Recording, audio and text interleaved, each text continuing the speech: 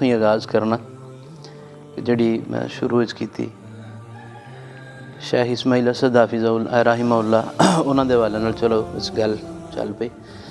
मैं कह रहा सा कि बजुर्ग फरमाया करते सन कि भुखे पेट ते नमाज भी नहीं होंदी, ठीक है। और ये हकीकत है, इस गल च कोई शक नहीं कि जिथे बंदे नूं दुनियादारी चाहिए है उहदे नाल दीनदारी भी चाहिए। एक मशहूर हज़रत रवायत है जी साहबी ने कहा कि मैं तो अल्लाह ताला तो यही दुआ करना कि या अल्लाह मेरा इत्थे हिसाब पूरा कर ले, अगे मैं देनदार नहीं ना मैं इन्हें जोगा। तो फिर बड़े ही लागर कमज़ोर होंदे गए। फिर उस बाद नबी अलैहिस्सलाम नाल मुलाकात हुई तो आपने फरमाया ए ना क्या कर, बल्कि ये क्या कर, या अल्लाह मेरी दुनिया भी बेहतर कर दे, अल्लाह फिर मेरी आखिरत भी बेहतर कर दे, ठीक है। तो ये साढ़े वास्ते दोवें चीज़ां जरूरी ने। मैं जिस जगह जुमा पढ़ाना उत्थे कह हदीस मस्जिद होर भी वो अपने खतीब नूं मुआवजा 35,000 रुपया दिंदे सी। इस फ्राइडे ते उन्हें इंज किया कि वो 25,000 ऐड किया ते नाल 10,000 और पा के उन्हें 35 वधा छड़िया।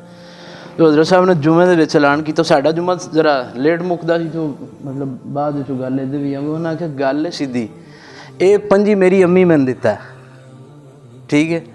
जिहड़ा तुहाडे कोलों 25 लैना है 35 लैना है वो मेरा सीधा करो, ठीक है। हाँ वो सब दी मां होए मेरा 25 उदों है। मकसद ये कि उलमा नूं जिहड़ा अपना फन है ना उस फन विच भी दुनियावी लिहाज नाल मजबूत होना चाहिए। जिंदी जेब भारी है ना, ठीक है, उनकी बकवास भी अकवाले जरी ने, ठीक है। तो जिंदी जेब होली है उनके अकवाले जरी भी बकवास बन जाती, ठीक है। ये मोटी जी गल है, ठीक है।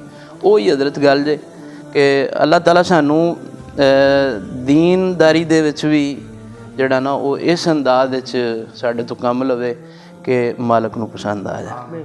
और दुनियादारी भी असी ऐसे तबके दे नाल उठीए बवीए, साडे कारोबार साडे मामलात ते जिंदगी इस तरह दे होण कि उहदे विच भी वाक़अतन एक नुमाया हसीयत होवे।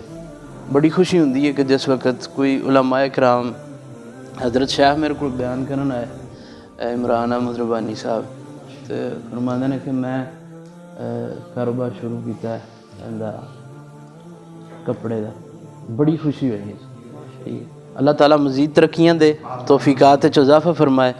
और अल्लाह ताला इस तरह सारे भाइयों नूं, ठीक है, जिहड़ा वो अपने अहदाफ दे उत्ते जिहड़ा वो बेहतरीन कामयाबियां अता फरमाए। तो लो जी बन